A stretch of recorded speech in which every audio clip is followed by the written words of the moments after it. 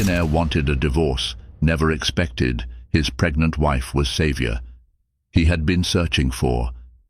Daniel Caldwell had it all: luxury cars, exclusive business deals, and a trophy home in a gated community just outside of Boston. To the world, he appeared on top of his game, a relentless financier whose every move minted more money. But behind closed doors, he was suffocating. He saw his wife, Amanda, as a mere shadow in his mansion, a pretty face that no longer fueled his ambitions.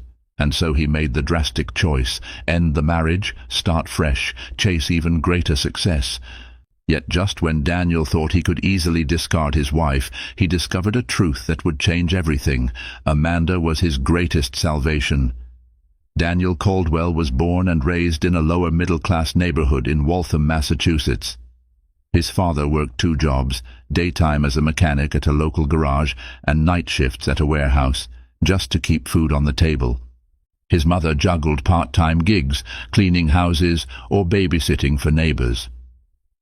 From a young age, Daniel witnessed how fragile economic security could be, and he vowed never to endure the same struggles. With dogged resolve, he hustled his way into a scholarship at Boston College, majoring in finance. By the time he graduated, he had his sights set on Wall Street. He moved to New York, worked 18-hour days, sacrificed weekends and relationships, and ultimately returned to Boston triumphantly at age 30, flush with success. A few savvy investments and a genius for reading stock market trends transformed Daniel Caldwell into a budding millionaire. He poured part of his fortune into establishing Caldwell Capital, a boutique investment firm that quickly attracted high-profile clients across New England. His name graced the covers of finance magazines. He was the wunderkind from Waltham. During his meteoric rise, Daniel met Amanda Brooks at a charity auction in Back Bay. She was a volunteer coordinator for the Boston Children's Hospital fundraiser, exuding warmth and kindness in every gesture. A Brown University graduate in social work, Amanda came from a modest family in Rhode Island. She believed in community, compassion, and giving back to society. Daniel saw her as a grounding force, someone with a heart of gold who balanced his cutthroat ambition with genuine empathy. After a whirlwind courtship, they married in a lavish ceremony by the Charles River. For a while, they seemed the perfect match: the hard-driving financier and the benevolent social worker, each providing what the other lacked. Friends praised how Amanda softened Daniel's rough edges, and Daniel's resources allowed Amanda to expand her philanthropic endeavors. They purchased a stunning house in a gated community in Weston, complete with marble floors, crystal chandeliers, and an infinity pool overlooking perfectly manicured lawns. Yet as Caldwell Capital soared to new heights, Daniel found himself consumed by the pressure to keep winning: more deals, more accolades, more expansions. Late nights at the office morphed into weekend flights to Asia, Europe, or Silicon Valley. Amanda's once comforting presence became a background detail in his daily schedule.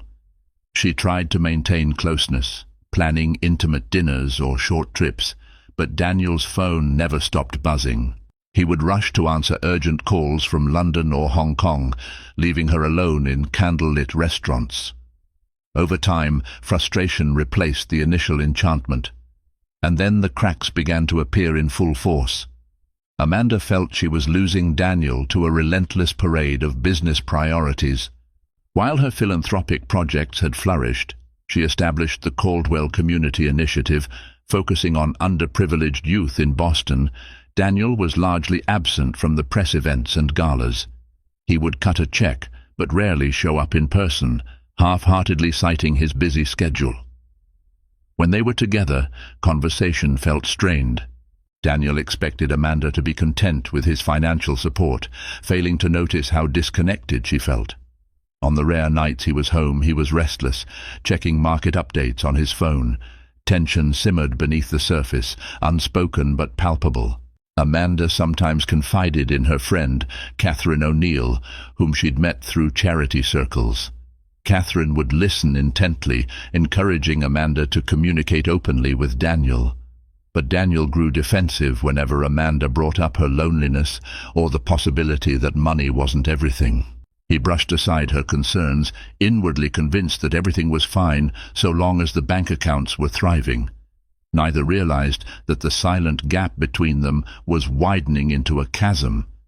And Daniel, blinded by success, was one step away from making a decision that could shatter their bond and ultimately change their lives forever. The day Daniel first uttered the word divorce was a humid summer afternoon in August. He had just returned from a grueling 3-day negotiation in Tokyo, haggling over a multi-million-dollar hedge fund deal. Jet-lagged and irritable, he found Amanda sitting on the patio, sipping iced tea. Normally, her presence would evoke a sense of welcome in him, but this time he felt only an unexplainable heaviness pressing on his chest. Amanda looked up, smiling warmly, as he stepped out onto the patio. "Hey, you're back," she greeted, setting her glass down. "How did it go?" He shrugged, dropping into the wicker chair beside her. "Fine, we closed the deal, but it was draining." She reached for his hand. "I'm proud of you. I know it's tough traveling so often, but look how far you've come." He pulled his hand away, leaning back to stare at the yard. The hedges were perfectly trimmed, the lawn an emerald carpet. In that fleeting moment, he felt suffocated by the perfection he'd built around him. Every little piece of his world had to be polished, including his marriage. And yet, he wasn't happy. He'd begun to wonder if Amanda was part of his stress rather than his relief. "You know, it's odd," Daniel began, voice edgy. "You're proud of me for working myself to the bone, but I can't remember the last time I came home and felt at home." She frowned, puzzled. "What do you mean?" His frustration boiled over in a rush of words he hadn't planned. "I'm always on the move. We barely talk anymore. When we do, it's about your charity events or the house. There's nothing, no spark, no excitement. I just feel trapped." Amanda's face fell. "Trapped? By me?" Daniel hesitated, guilt tugging at him, but the resentment took hold. "I don't know.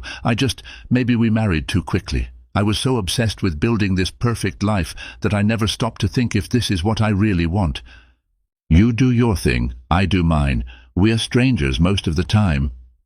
Tears welled in Amanda's eyes, but she held them back. "If you feel that way, let's work on it, Daniel. Let's figure it out together. I still believe in us." He looked away, jaw clenched. "I'm not sure if there's anything to figure out. I've been thinking, maybe we should consider a divorce." The word hung in the air like a lightning strike. Amanda's breath caught in her throat. She stared at him, searching for any sign of regret in his eyes, but all she saw was exhaustion and frustration. "But do you really want that, or are you just overwhelmed?" Her voice trembled. Daniel exhaled sharply. "I need space to think, to decide if we're genuinely compatible or if we're just holding on to a fantasy that's long gone. I'm not saying it's definite, but we should be realistic."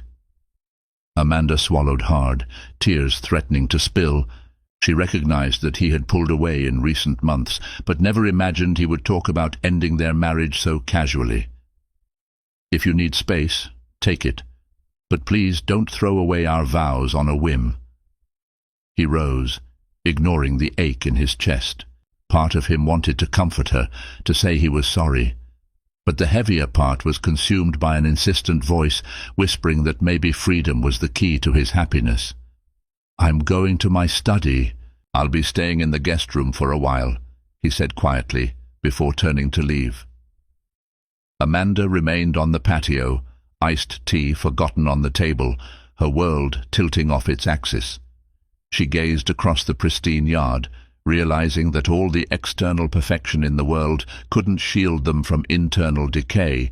Their marriage was now teetering on the brink, and Daniel seemed prepared to push it over the edge. In the days that followed Daniel's shocking declaration, a chilly silence settled over the Caldwell mansion.